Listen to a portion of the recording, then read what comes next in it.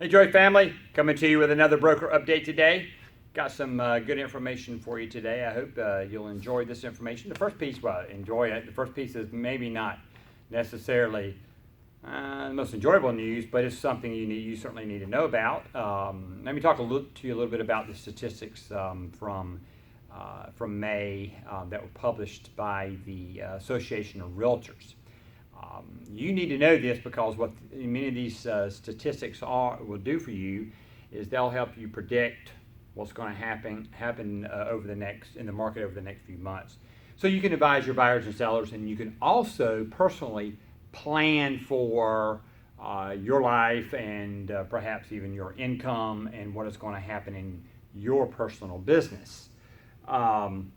Couple of things that you need to be aware of that from May is that there was a 25%, this is for the whole market now, that there was a 25% drop in listings from last May. Likewise, there was an 18% drop in May for closings and a 57% drop in May from last May in pending sales. Now, those are not real good numbers. But the big thing you all have got to understand that if we were seeing that in May, then you're looking at June, July, August. You're looking at primarily experiencing problems certainly in July and certainly in August and maybe even in September.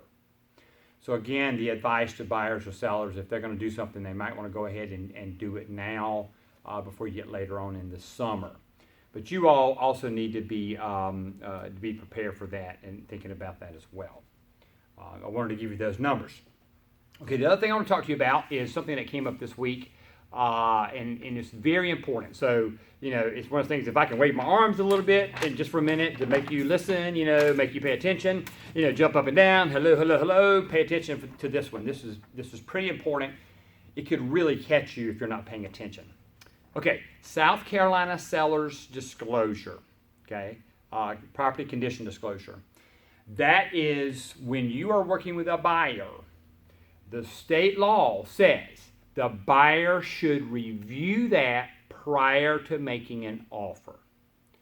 Now that makes sense. We know that sometimes we do that, in advance. Sometimes we don't, but we should make a practice of doing it. Now, I want you guys you should be taking this one step further. You should be reviewing that disclosure with them. And now, when I say review it, I don't mean what many times people do is they look down through there to find an answer that's yes, that the seller had a problem with the property at a particular time, and then you go look for the remedy. You go look where it's written up on the remedy or something like that. Okay. What I want you to do is look a little bit beyond that. We kind of got caught with this here not too long ago, but I want you to look a little beyond that.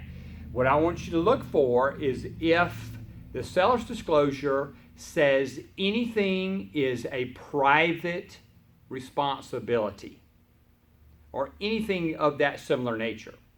So, if it says something like private road, private sewer, private water, private electrical, whatever it is, something like that, then you need to investigate that. That's your job as the buyer's agent. You need to get further information. So, your practical steps are this. You need to talk to the buyer. You need to review it carefully. Look for those sort of items. Talk to your buyer about it. But the big thing is when you write the contract, make it a due diligence contract. Then that will give you plenty of time to go do the discovery, the due diligence, about those particularly private items. Now, you need to go beyond just taking a look at, perhaps the cost, but you need to find out if there's any issues or any problems that have been experienced because those are private items. But I want to point that out to you that certainly is one of your responsibilities on that. Let's see if I got anything else for you here. Oh yeah, I do have one other thing also. For sellers, if a seller marks a no on a seller's disclosure, that means they for a fact know that there is no problem with that particular item. And we ran across that here this week as well.